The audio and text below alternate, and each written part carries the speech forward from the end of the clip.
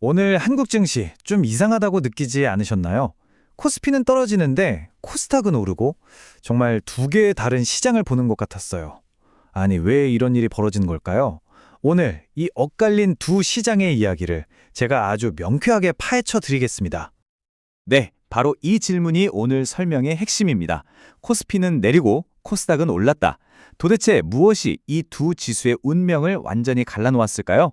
지금부터 그 수수께끼 저랑 같이 한번 풀어보시죠. 자, 첫 번째 단서부터 볼게요. 오늘 시장이 보여준 두 얼굴, 숫자로 직접 한번 확인해 보시죠. 투자자들이 뭔가 중요한 이벤트를 앞두고 다들 숨을 죽이고 있었거든요. 바로 그 상황 속에서 두 지수는 완전히 다른 길을 가버렸습니다. 보세요. 코스피는 0.27% 하락으로 파란불, 코스닥은 반대로 0.38% 상승으로 빨간불을 켰습니다.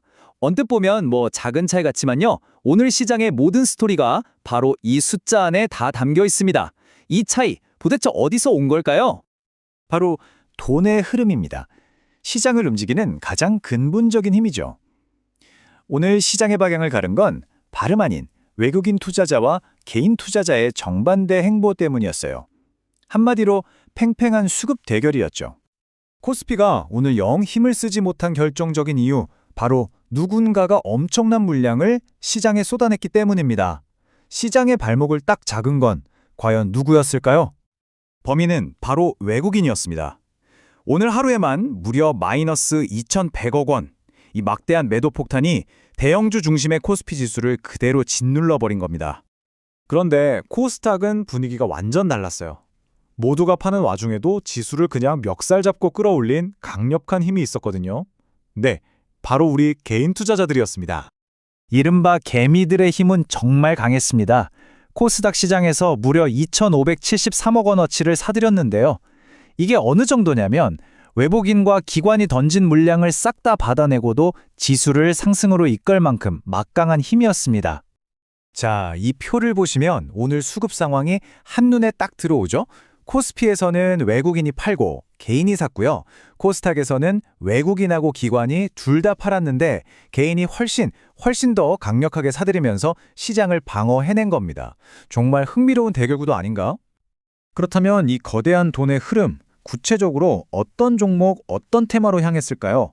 투자 주체에 따라서 돈이 몰린 곳과 빠져나간 곳, 그 희비가 아주 극명하게 엇갈렸습니다.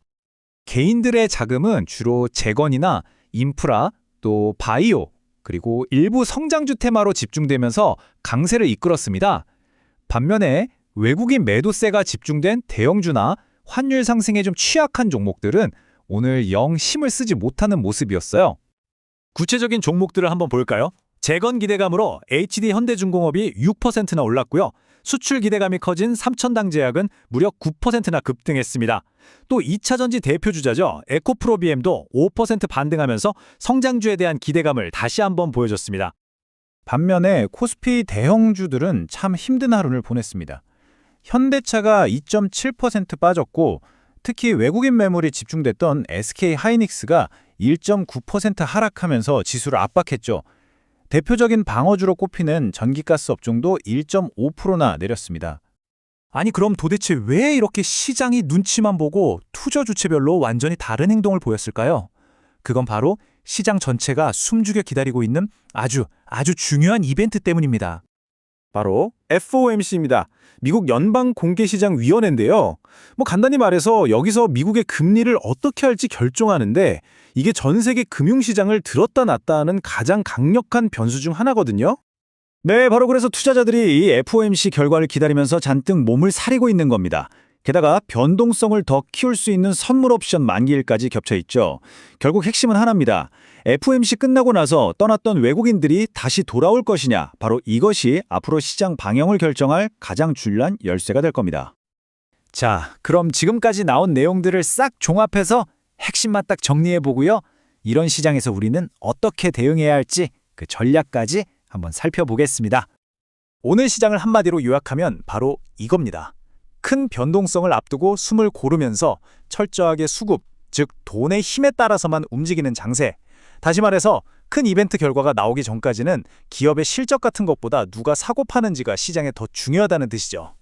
따라서 지금처럼 불확실성이 아주 높은 시기에는요, 우리 투자자들도 막 공격적으로 베팅하기보다는 한 발짝 물러서서 신중하게 접근할 필요가 있습니다.